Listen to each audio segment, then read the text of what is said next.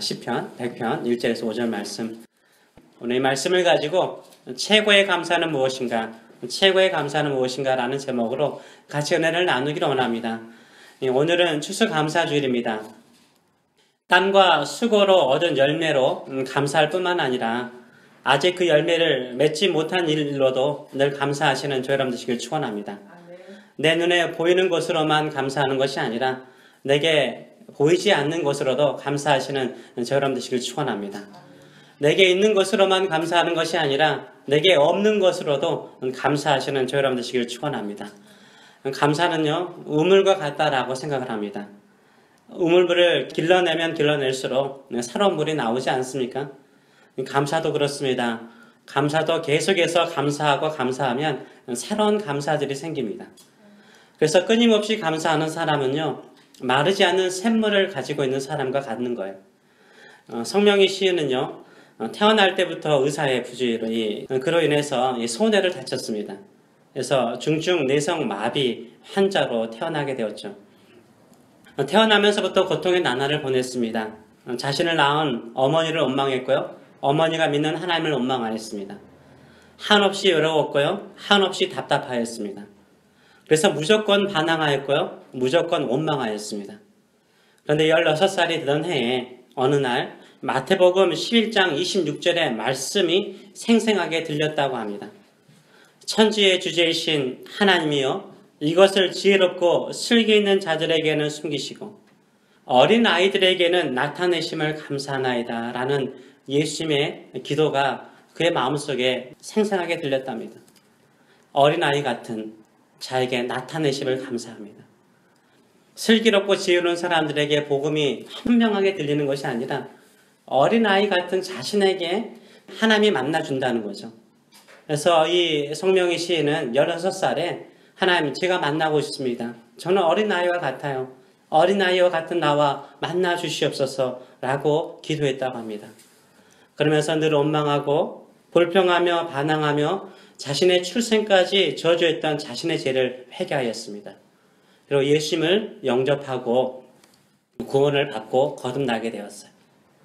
거듭난 눈과 마음으로요, 세상을 보니까 세상 사람들이 보지 못하고 느끼지 못하는 것을 보고 느끼기 시작하였습니다. 그래서 그 느끼고 그 본 것을요, 시를 적었죠.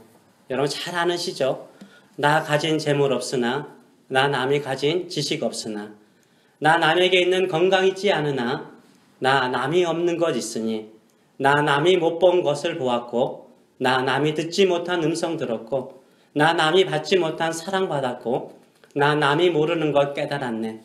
공평하신 하나님이 나 남이 가진 것 나 없지만 공평하신 하나님이 나 남이 없는 것 갖게 하셨네 라고 찬양을 했죠. 이 시가 이제 극동방송에 알려지게 되었죠. 가장 쓰기 힘든 단어, 이 시 가운데 가장 쓰기 힘든 단어가 무엇인 줄 아십니까? 그분이 고백하기를 공평하신 하나님, 공평하신 하나님. 왜요? 하나님께서 공평하시면 왜 내가 태어날 때 중증 내성 마비 환자로 태어나게 하셨습니까? 이런 원망이 아직도 거듭났음에도 불구하고도 성명희 씨 마음속에 남아있었던 것이죠. 그러나 믿음으로 기도하면서 공평하신 하나님이라고 쓰고 고백하자 모든 것을 감사하게 되었답니다. 내 눈에 보기에는 불공평하게 보이지만 감사하니까 공평하게 보이는 거예요. 가진 것만으로 감사하지 마시고요, 가지지 못한 것으로도 감사하시는 저 여러분 되시길 축원합니다. 눈에 보이는 것만으로 감사하지 마시고 눈에 보이지 않는 것으로도 감사하시는 저 여러분 되시길 축원합니다. 내 눈에는요, 불공평하게 보일지라도요, 감사하세요. 그것이 얼마나 하나님 안에서는 공평한지를 우리가 알게 될 것입니다. 오늘 추수감사주일 예배를 드리러 오면서요, 여러분 어떤 마음으로 오셨어요? 감사하는 마음으로 오셨어요? 정말 기쁜 마음으로 오셨습니까? 교회 오면서 콧노래를 부르면서 오셨나요?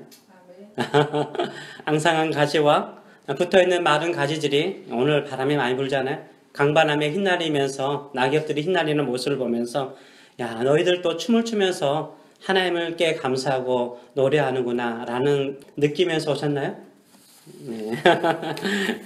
하나님께 예배드림을 드릴 때는 기쁜 마음으로 예배드리시는 저 여러분 되시길 축원합니다.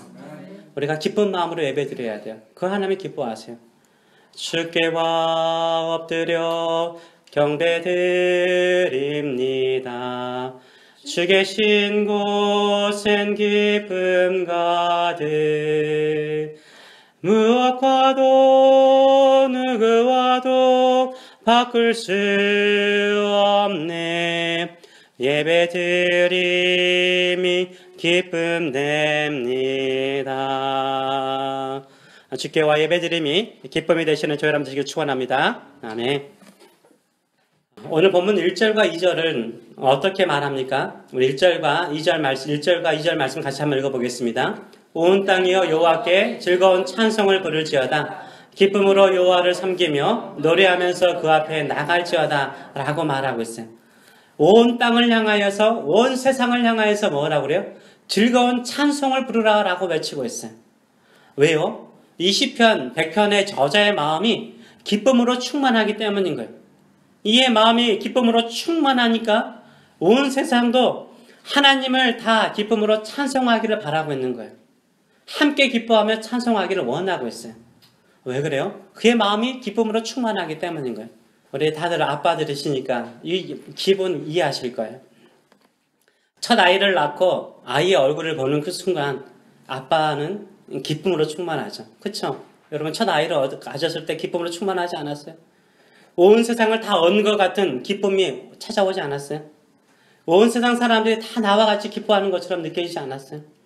이 마음이 기쁨으로 충만하니까 목소리가 커지잖아요. 그래서 산부인과에서 이렇게 전화하는 남자들의 목소리 보면은 정말 커요. 막 전화해서 막 하하하 웃는 목소리도 크고요. 그러면서 모든 사람들이 자신과 함께 기뻐하는 것처럼 기뻐해요. 걸을 때도 어떻게 걷습니까? 구름 위를 걷듯이 막 뛰면서 걸어요. 기뻐하는 마음이죠. 우리도 기쁨으로 충만하면요, 세상에 나와 함께 기뻐하는 것처럼 느껴지는 거예요. 이 시편 저자도요, 기쁨으로 충만한 거예요. 즐거움으로 충만한 거예요. 온 세상이 나와 함께 기뻐하고 찬송해 주기를 바라고 있는 거예요. 그렇다면 이 시편 저자는요, 이 큰 기쁨을 가지고 어디로 갑니까? 너무 기뻐서 술집으로 갑니까? 너무 기뻐서 클럽으로 갑니까? 너무 기뻐서 레스토랑으로 갑니까? 아니잖아요. 하나님 앞에 나가는 거예요. 그 기쁜 마음으로 하나님을 섬기고 하나님을 노래하기 위해서 성전으로 달려가고 있습니다. 우리가 슬프고 힘들 때에도 성전에 달려와서 기도해야 되죠. 그것뿐 아니라 기쁜 일이 있으면 성전에 와서 하나님을 찬송하고 또 예배하시고 경배하시는 저 여러분 되시길 축원합니다. 그것이 참된 기쁨이요 참된 감사인 거예요. 우리가 하나님께 예배하러 나올 때는 이 세상도 나와 함께 기뻐할 정도로, 이 세상이 나와 함께 기뻐할 정도로 기쁨으로 하나님을 찬송하고 예배하시는 저 여러분 되시길 축원합니다. 그래서 예배할 때 예배자의 가장 기본적인 자세는 기쁨이에요. 기쁨으로 예배하고 찬송을 해야 돼요. 또 한 가지는 뭘까요? 감사죠, 감사. 4절의 말씀을 보게 되면 이렇게 말하죠. 감사함으로 그의 문에 들어가면, 그의 문은 성전문이거든요. 예, 성전문에 들어가며 찬송함으로 그의 궁정, 예, 성전을 궁정으로 표현하고 있는 것입니다. 그의 궁정에 들어가서 그에게 뭐하며? 감사하며 그 이름을 송축할지어다 라고 말하고 있어요. 하나님을 향해서 감사하는 마음으로 들어가서 예배하고 찬송하라 라고 말하고 있습니다. 감사함으로 하나님을 예배하는 사람이 하나님을 영화롭게 하는 줄 믿습니다. 아멘. 그래서 우리 시편 50편 23절은 이렇게 말하죠. 뭘로요? 감사로. 감사로 제사를 드리는 자가 나를, 하나님을 영화롭게 한다라고 말하고 있습니다. 그래서 우리가 감사함으로 하나님께 예배하면 하나님을 영화롭게 하는 거예요. 우리가 천천의 수양과 만만의 금은 보화가 하나님을 영화롭게 하는 것이 아니에요. 감사하는 마음, 하나님으로 인하여서 기뻐하는 그 마음이 하나님을 영화롭게 하는 거예요. 그 감사하는 마음으로 예배하는 사람이 하나님을 영화롭게 하는 줄 믿습니다. 참된 예배자는 어떤 자세로 예배 드린다고요? 첫째는 기쁨이에요. 둘째로는 감사예요. 예배할 때마다 기쁨과 감사로 예배 드리시는 저 여러분 되시길 축원합니다. 그러면 누구로 인하여서 기뻐하고 누구에게 감사해야 될까요? 하나님 때문에 기뻐하고 하나님께 감사하는 거예요. 왜요? 도대체 하나님이 어떤 하나님이시길래 그분으로 인하여서 우리가 기뻐하고요? 도대체 하나님이 어떤 분이시길래 우리가 그분께 감사해야 될까요? 첫째는요, 하나님은 우리 하나님이시기 때문인 거예요. 하나님은 우리 하나님이시기 때문에. 3절은 이렇게 말하고 있습니다. 3절 같이 한번 읽어볼까요? 여호와가 우리 하나님이신 줄을 너희는 알지어다. 감사와 기쁨이 넘친 사람이 맺히는 말이 뭐예요? 하나님은 우리의 하나님이라는 거예요. 그래서 우리의 하나님이라는 것을 달리 표현해요. 그는 우리를 지으신 이요, 우리는 그의 것이요, 그의 백성이요, 그의 기르시는 양이로다. 우리가요, 무엇으로 인해서 기뻐해야 됩니까? 내가 하나님의 것이라는 것으로 기뻐해야 돼요. 하나님이 나의 하나님이신 것으로 기뻐하시는 저 여러분 되시길 축원합니다. 힘들고 어려울 때요, 예측할 수 없는 상황 속에서 우리가 답답하고 혼란스러울 때가 있어요. 그래도 기뻐하고 감사할 수 있는 건 뭐예요? 하나님은 나의 하나님이시고 나는 누구의 것? 하나님의 것이기 때문인 거예요. 그는 우리를 지으신 자래요. 우리를 창조했다라는 의미도 있지만 하나님께서 예수 그리스도의 피로 말미암아, 은혜로 말미암아 우리를 새롭게 창조했잖아요. 재창조하셨잖아요. 우리를 거듭나게 하셨어요. 예수 그리스도의 은혜로 말미암아 우리를 정결하게 하셨고 하나님의 그릇으로 삼으셨어요. 며칠 전에 지나가는데 버려진 그릇 하나 있더라고요. 제가 그거 줍지 않았습니다. 근데 예쁘긴 한데 더럽더라고요. 안 주웠어요. 근데 오늘 말씀 준비하면서 그런 거예요. 생각이 딱 들더라고요. 그 그릇, 아무도, 나도 줍지 않는 거, 버려져서 더럽다라고 아무도 줍지 않는 그 그릇을 어떤 사람이 주워가지고 깨끗하게 씻어가지고 자기 그릇으로 삼았어요. 하나님이 나를 지었다는 말은 이 말이에요. 우리가 죄로 말미암아 더러운 그릇이 되어서 누구도 관심을 갖지 않는 나를요, 하나님이 예수 그리스도의 십자가 피로 깨끗하게 씻어서 누구의 것으로 삼으셨어요? 하나님의 것으로 삼으셨어요. 저희 여러분이 그렇게 귀한 존재인 줄 믿습니다. 아멘. 우리는 하나님의 백성이에요. 그래서 하나님께서 우리를 보호하시고 지키신 줄 믿습니다. 우리를 지키시고 보호하실 뿐만 아니라 나의 것이라고 말하고 있어요. 우리가 잘 아는 말씀처럼요, 이 비슷한 구절이 어디에 있냐면 이사야서 43장 1절과 3절에 있습니다. 좀 길게 설명을 한 거예요. 같이 한번 읽어보겠습니다. 야곱아, 너를 창조하신 여호와께서 지금 말씀하시니라. 이스라엘아, 너를 지으신 이가 말씀하시니라. 너는 두려워하지 말라. 내가 너를 구속하였고 내가 너를 지명하여 불렀나니 너는 누구라? 내 것이라. 내가 물 가운데로 지날 때에 내가 너와 함께할 것이라. 강을 건널 때 물이 너를 침몰하지 못할 것이라. 내가 불 가운데를 지날 때도 타지 아니할 것이요 불꽃이 너를 사르지도 못하리니. 왜요?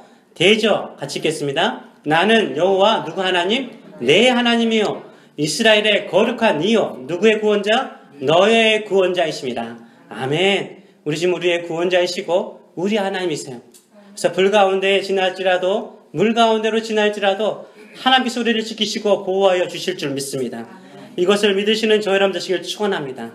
하나님께서 우리를 하나님의 자녀로 삼으시고요, 하나님의 백성으로 삼으시고요, 하나님의 것으로 삼으시고요, 영원토록 우리를 보호하신다라고 말씀하셨어요. 우리가 약하고 부족할 때는요, 우리를 양처럼 여기세요. 우리를 기르시는 양처럼 우리를 이렇게 길러내시는 거예요. 보호하시는, 부족하고 약한 양을 기르시는 목자로서 우리를 살펴주시는 줄 믿습니다. 우리가 왜 기뻐해야 됩니까? 왜 우리가 예배를 드릴 때마다 감사해야 합니까? 우리는 하나님의 것이기 때문인 거예요. 우리는 하나님의 자녀이기 때문입니다. 우리가 하나님께 속한 자녀로서 하나님 아버지의 집 성전에 오는 것이 뭐예요? 즐겁고 기쁜 거예요. 우리 아버지 집에 오는 거잖아요. 아버지 집에 오는 거잖아요. 저는요, 시골 출신입니다. 예, 얼굴도 시골형이잖아요. 시골 출신이에요. 그래서 고등학교 때부터 부모님과 떨어져서 유학 생활을 했습니다. 고등학교 1년은 1학년은요 하숙을 했어요. 그래서 모든 것이 하숙하니까 편하잖아요. 다 주인이 해주니까요. 모든 것이 편했습니다. 근데 시골 부모님께 지정적으로 이렇게 큰 부담을 드리는 것 같아서 제가 2학년 때부터 자취방을 구해서 자취를 시작했습니다. 자취하니까요, 그 당시에 뭐 여러분도 마찬가지였겠지만 밤 10시까지 자율학습 있지 않았습니까? 자율학습이 끝나고 난 다음에 집에 오면은 뭐가 꺼져 있죠? 연탄불 꺼져 있어요. 그리고 썰렁한 거야. 방도 썰렁한 데다가 배고프니까 뭐 좀 먹으려고 그러면 반찬도 시골서 어머님이 이제 매일 먹을 수 있도록 반찬, 똑같은 반찬이죠. 똑같은 반찬을 먹었던 기억이 있습니다. 그래서 뭐 격주로 갔던 것 같아요. 격주로 주말에 시골 집에 내려가거나 방학에 집에 갈 때는 너무나 행복했어요. 부모님의 집에 갈 때 딱 집에 도착하는 버스 정류장에 딱 내리는 그 순간 집을 향해 달려갔습니다. 집을 향해 들어가면 부모님의 집에는 따뜻한 밥이 있고 따뜻한 방이 있고 또 부모님의 따뜻한 사랑이 있기 때문에 아버지 집에 어머니 집에 우리 부모님 집에 가는 게 너무나 행복했어요. 그래서 부모님의 집에 가는 날은 정말 기뻤고 행복했습니다. 대구로 갔던 집도 아닙니다. 냉장고에 음식이 가득 찬 집도 아닙니다. 그래도 아버지 집이 좋았어요. 아버지 집에 가는 것이 너무나 기쁘고 행복했습니다. 성전은요, 하나님의 집이죠. 우리 아버지의 집이죠. 우리는 누구예요? 하나님의 것이고 하나님의 자녀입니다. 우리가 하나님 아버지의 집으로 가는 것이 이처럼 기쁘고 즐거운지요. 하나님께 예배하는 것이 이처럼 행복하고 기쁜지요. 내가 비록 세상에서 크게 성공한 사람은 아닐지라도 우리는 하나님의 귀한 자녀입니다. 예수 그리스도의 피로 사신 주의 자녀입니다. 내가 하나님의 자녀인 것을 영광스럽게 여기시고 감사하시는지요. 내가 하나님의 자녀인 것으로 늘 감사하시는 저 여러분 되시길 축원합니다. 우리가 하나님께 드릴 수 있는 최고의 감사는 무엇일까요? 저는 목회초년 시절에 이걸 배웠어요. 이걸 알았어요. 목회초년 시절에요. 제가 이제 청년부를 전도사 때부터 청년부를 사역했던 것 같아요. 그래서 청년부 사역을 담당했는데 한 청년의 아버님 임종 예배를 제가 인도하게 되었습니다. 거의 운명하기 직전이었어요. 아무런 반응이 없어요. 의사도 장례를 준비하라고 말을 했어요. 예배를 마치고 난 다음에 그 여자 청년에게 제가 이렇게 말했습니다. 비록 아버님이 아무런 반응이 없더라도 귀는 열려 있으니까 너의 말을 알아들으실 거야. 마지막으로 하고 싶은 말이 있니? 한번 아버지에게 네가 하고 싶은 말을 해보렴 라고 이야기를 했습니다. 근데 이 청년이 아버지에게 이 말을 했는데 제가 평생을 기억해요. 아빠는 나의 아빠고 나는 아빠의 딸이야. 나는 아빠가 나의 아빠인 것이 너무나 자랑스럽고 또 하나님께 감사해. 나는 아빠의 딸인 것이 너무나 감사하고 행복해 라고 이야기를 하더라고요. 이런 말을 딱 하는데 아무런 반응이 없던 그 아버님, 누워있는 그 아버님 이 눈가에서요, 눈물 한 줄이 쭉 흘러내리더라고요. 이 청년 아버지는요, 이 10년 동안 암투병을 했어요. 어머님 없이 딸이 아버지를 병간 후였어요. 만만치 않는 힘든 인생을 이 청년이 살았어요. 그래도 나는 아빠의 딸인 것이 너무나 자랑스럽고 감사해. 이 말. 그 행복해, 이 말. 저는 이 말이 아빠에게 드릴 수 있는 최고의 감사였고 최고의 선물이었다라고 생각을 해요. 그때 저는 깨달았습니다. 최고의 감사가 무엇인가? 최고의 감사가 뭔가? 내가 현재 가진 돈 때문에, 성공 때문에, 건강 때문에 감사하는 것이 아니라 내가 하나님의 자녀인 것으로, 내가 하나님의 자녀인 것으로 감사하는 것이 최고의 감사인 줄 믿습니다.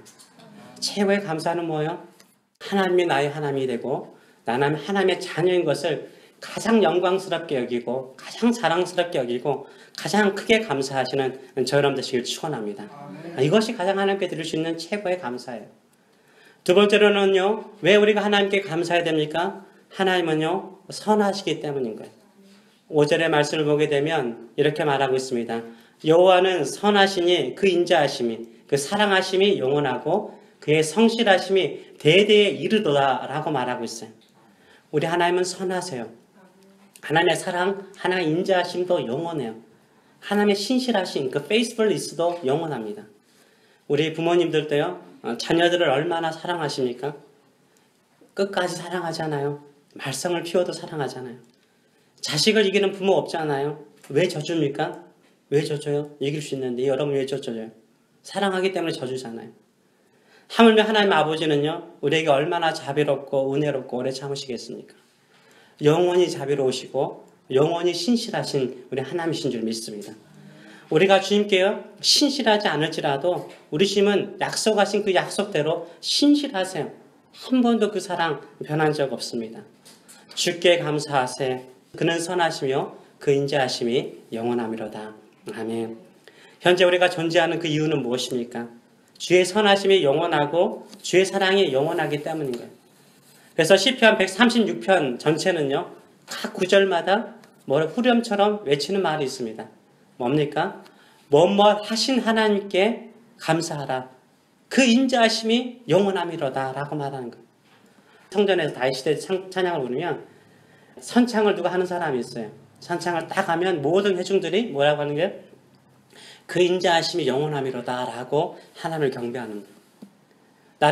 우리를 구원하신 하나님께 감사하라. 그러면 모든 사람들이 다 어떻게 해요? 그 인자하심이, 하나님의 인자하심이 영원함이로다. 우리를 보호하신 하나님께 감사하라. 그러면 모든 회중들이 뭐라고 말하는 거야? 그 인자하심이 영원함이로다. 라고 찬송을 하는 거죠. 그 구절마다 이 구절이 있는 것처럼 우리가 매일매일 살 때마다 하나님의 인자하심이 영원합니다. 그래서 나는 하나님께 감사합니다. 라고 고백하시는 저 여러분 되시길 축원합니다. 바다에는요, 늘 파도가 있더라고요. 제가 바닷가에 살아서 알아요. 아무리 잔잔한 바다도요, 파도가 있습니다. 우리 주변에 뭐가 있습니까? 바람 있죠. 내가 느끼지 못할지라도 바람은 늘 불고 있습니다. 바다의 파도처럼요, 바람처럼요, 우리의 믿음을 흔드는 수많은 유혹과 갈등이 우리 안에 있어요. 없다는 게 아니에요. 정말 하나님은 살아계실까? 정말 하나님이 나를 사랑하신다면 왜 이런 일이 나에게 일어날 수 있어? 왜 이렇게 힘든 일이 일어날 수 있어? 내 마음속에 기도하면서도 믿음으로 산다라고 고백하면서도 내 마음속에 수많은 갈등과 고민이 있을 때가 있습니다. 그런데 내가 이렇게 끝까지 예수를 믿고 목회할 수 있는 건 뭐예요? 하나님이 선하시기 때문인 거예요. 내가 내 자신을 붙잡아주고 있는 것이 아니라 하나님께서 영원한 사랑으로 힘들어할 때마다 갈등할 때마다 나를 주의 사랑으로 품어주시고 안아주셨기 때문인 거죠. 하나님의 선하심은, 하나님의 성실하심은 영원한 줄 믿습니다. 그래서 늘 감사하시고 기뻐하시는 저 여러분 되시길 축원합니다. 진정으로 영원하신 하나님의 사랑과 성실함을 아는 주의 백성들은 어떻게 예배합니까? 기쁨으로, 감사함으로 예배하는 거예요. 나에게 주어진 축복으로 기뻐하고 감사할 뿐만 아니라 내가 하나님의 자녀인 것으로 인하여서 기뻐하시고 감사하시는 저 여러분 되시기를 축원합니다. 나를 구원하시기를 기뻐하시고 나를 자녀로 삼으시기를 기뻐하시고 나를 향하여서 영원토록 인자하신 하나님으로 인하여서 기뻐하시고 감사하시는 저 여러분 되시기를 축원합니다. 아멘.